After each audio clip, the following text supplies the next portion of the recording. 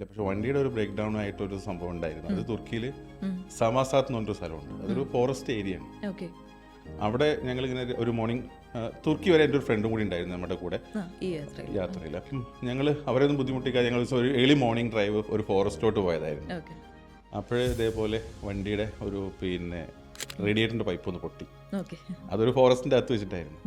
ആ സമയത്ത് ഒന്നും ചെയ്യാനില്ല അവിടെ. പിന്നെ റിക്കവറി പോലും കിട്ടാത്ത ഒരു റേഞ്ച് പോലും ഇല്ലാത്തൊരു സ്ഥലത്തുമായിരുന്നു ഞങ്ങൾ ഉണ്ടായിരുന്നത്. ആ സമയത്ത് നമ്മൾ വെയിറ്റ് ചെയ്തപ്പോഴാണ് ഒരു ഫാമിലി ഒരു വീട് അവിടെ കണ്ടപ്പോൾ അവരിങ്ങനെ ഇറങ്ങി വന്ന് എന്താ പ്രശ്നം എന്നൊക്കെ ചോദിച്ചപ്പോൾ നമുക്കറിയാവുന്ന ലാംഗ്വേജിൽ ആംഗ്യ ഭാഷയൊക്കെ വെച്ച് പറഞ്ഞു കൊടുത്തു. അവർക്ക് ആ ലോക്കൽ ലാംഗ്വേജ് അല്ലാതെ അവർക്ക് ഒരു ഭാഷ അറിയില്ല.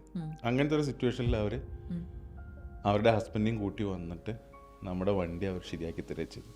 അത് ലിറ്ററലി പറയുകയാണെന്നുണ്ടെങ്കിൽ നമുക്ക് ഒന്നും ചെയ്യാൻ പറ്റാതെ നിൽക്കുന്ന ഒരു സാഹചര്യത്തിൽ വിത്ത് ഫാമിലിയുടെ കൂടെ നിൽക്കുന്ന സാഹചര്യത്തിൽ അവർ വന്ന് ആ ചെയ്തു തന്നത് എന്തുകൊണ്ടോ ഒരു ദൈവം നമുക്ക് പെട്ടെന്ന് വന്ന് അങ്ങനെ ഒരു സംഭവം കാണിച്ചത് പോലെ ഒരു തോന്നി. കാരണം അവർ വന്ന് അവർ വീട്ടിൽ കൊണ്ടുപോയിട്ട് ആ പൊട്ടിയ പാർട്സ് അയാളുടെ വീട്ടിലത്തെ വാക്വം ക്ലീനറിൻ്റെ പൈപ്പ് എടുത്തിട്ട് കട്ട് ചെയ്ത് അത് ജോയിൻ ചെയ്ത് കമ്പിയിട്ട് കെട്ടി വെള്ളം വീണ്ടും റീഫിൽ ചെയ്ത് അതപ്പോഴും ഒരു 7-8 മണിക്കൂർ ഞങ്ങളവിടെ ഈ ഒരു പ്രോസസ്സ് എടുത്തു.